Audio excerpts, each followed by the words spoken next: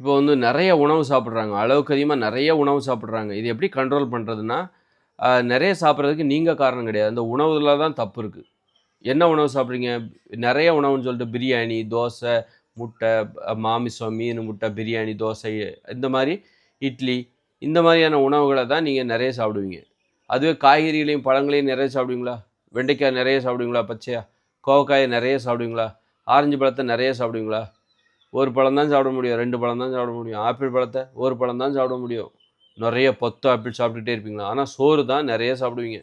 பிரியாணி நெறைய சாப்பிடுவீங்க. Tea, coffee, கேக்கு இதெல்லாம் நெறைய சாப்பிட சாப்பிட வைக்கும் நம்மள. சாப்பிடணும்னு தூண்டும். ஏன்னா, இது இந்த காலத்தில மட்டும் தான் கிடைக்கும். கடந்த காலங்கள்ல கிடைக்கல. கடந்த காலங்கள்ல கேக் எல்லாம் கிடையாது. பப்ஸ் கிடையாது. பிரியாணிலாம் கிடையாது. இப்ப இடையில வந்தது. எதிர்காலத்திலயும் கிடையாது. ஏன்னா, இதெல்லாம் நோய்களை தரக்கூடியது. அதனால எதிர்காலத்தில இதை சாப்பிட்டார்கள் மனித இனம் அழிந்துவிடும். சாப்பிட்டால் மனித இனம் அழிந்துவிடும். நோய்கள் வந்து நோய்களுக்கு பலியாகிவிடும். அதனால எதிர்காலத்தில இது கிடைக்காது. இப்ப தான் கிடைக்கும் அப்படின்னு நினைச்சுட்டு, இது ரொம்ப இப்ப தான் கிடைக்கும். நோய் வந்தாலும் பரவால்ல. இது இப்ப தான் கிடைக்கும் அப்படின்னு சொல்லி பிரியாணிய மேய் மேய்ன்னு மேய்றாங்க. உணவுல தான் தப்பு இருக்கு. நீங்க வந்து நெறைய சாப்பிட்றோம். ஐயோ! ஒரு குற்ற உணர்ச்சி அசிங்கமா இருக்கு. ஆனா நெறைய வாய கட்டுப்படுத்த முடியல அப்படின்னு கவலைப்படாதீங்க. தப்பு உங்க மேல இல்ல. உணவு மேல தான் இருக்கு. நீங்க ஒரு ஆப்பிளையோ, அன்னாசியையோ, வாழைப்பழத்தையோ சாப்பிட்டுக்கிட்டே இருக்க மாட்டீங்க. 2 பழம் சாப்பிடுவீங்க. யாரா இருந்தாலும் சரி. 2 பழம் சாப்பிடுவீங்க, 3 பழம் சாப்பிடுவீங்க. வேணா சாப்பிடணுங்கிறதுக்காக எப்போவாவது 4, 5 பழம், 7, 8 பழம் சாப்பிடுவீங்க. ஆனா எப்பவுமே அது வந்து நம்மை வந்து அடிமைப்படுத்தாது. ஒரு சோறு சாப்பிட்ற மாரி, நெறைய சாப்பிட்ற மாரி, ஒரு அன்னாசி பழம், ஆப்பிள் பழம், திராட்சை பழம், மாம்பழம் இதெல்லாம் வந்து நெறைய சாப்பிட்டுட்டுலாம் இருக்க தூண்டாது. காய், வெண்டைக்காய் முக்கியமா வந்து பழங்கள் சாப்பிடுவதற்கு வாய்ப்பு இருக்கு. நெறைய சாப்பிட்றதுக்கு வாய்ப்பு இருக்கு. ஒரு மாம்பழம்லாம் எடுத்துக்கிட்டீங்கன்னா, வயிறு முட்ட சாப்பிட்றதுக்கு கூட வாய்ப்பு இருக்கு. மாம்பழம் வந்து ஆனா வந்து ஒரு காய்கறிகள் இருக்குல்ல, பச்சையா சாப்பிடணும். வெண்டைக்காய், கோவக்காய் இதெல்லாம் பார்த்தீங்கன்னா, உங்களால நெறைய சாப்பிட முடியாது. ஒரு மாம்பழத்தை நெறைய சாப்பிடுவீங்க. ஒரு வாழைப்பழத்த கூட அந்த அளவுக்கு நெறைய சாப்பிட முடியாது. இருந்தாலும் கொஞ்சம் சாப்பிடுவீங்க. அந்த அளவுக்கு இருந்தாலும் 2, 3 பழம் தான் சாப்பிட முடியும். அதனால பழங்கள் வந்து ஒரு காய்கறிகளை விட நமக்கு கொஞ்சம் அடிமைப்படுத்துற தன்மை அதிகம். ஒரு பழம் வந்து இனிப்பா இருக்கிறனால கொஞ்சம் அதிகமா சாப்பிட்றோம். ஆனா வெண்டைக்காய், கோவக்காய், வாழைக்காய், அப்புறம் வந்து இந்த மாரி காய்கறிகள்ல சொரைக்காய், வெள்ளரிக்காய் இதெல்லாம் பார்த்தீங்கன்னா, நெறைய சாப்பிட மாட்டோம். ஒரு சோறு சாப்பிட்ற மாரி நெறைய சாப்பிட மாட்டோம்.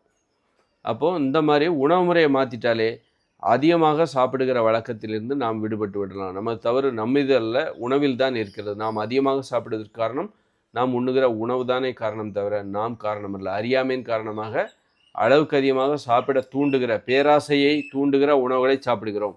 இந்த அரிசி, கேழ்வரகு, கோதுமை இதெல்லாம் பேராசையை தூண்டக்கூடியது. இதை சாப்பிட்டு தான் இந்த பேராசை உலகம், இந்த இப்போ வாழ்ந்துட்டு இருக்கோம்ல, இந்த உலகம் ஒரு பேராசை உலகம். பேராசை பிடித்தவர்களுக்கான உலகம். பேராசையால் பாதிக்கப்பட்ட மனிதர்களுக்கான உலகம் இது. இந்த நம்ம வாழ்ந்துட்டு இருக்க இந்த உலகம். காரு, பைக்கு, வா விமானம், கப்பல், கான்கிரீட் கட்டடங்கள் இது எல்லாமே பேராசை பிடித்த மனிதர்களின் உலகம் இது. அவர்கள் உருவாக்கிய உலகம் இது. ஆசையான உலகம் எது? பேராசை, ஆசை. எளிமையான ஆசைங்கிறது வந்து இயற்கையோடு இணைஞ்சு குடிசையில் விவசாயம் பண்ணுறது. குடிசையில் இருக்கணுங்கிற அவசியம் இல்லை. இப்போதைக்கு என்கிட்ட ஒரு வடிவமைப்பு இருக்குது.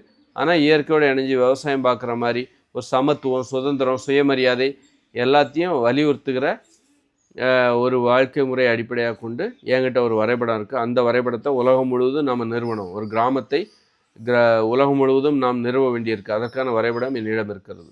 நமக்கு அவகாசம் குறைவாக இருக்கிறது. 2040 இந்த உலகம் ஃபெயிலியர் ஆயிரும். இப்போ இருக்கிற ஏஐ டெக்னாலஜி இதுதான் இயந்திர அறிவியல் உலகின் உச்சகட்ட முயற்சி. அதன் பிறகு மனிதர்களுக்கு தேடுவதற்கு போதும் இயந்திர அறிவியல் தொழில்நுட்பத்தில் திருப்தி அடைந்து விடுவார்கள். அதன் பிறகு மேலே ஒன்றும் கிடையாது. அவ்வளோதான்.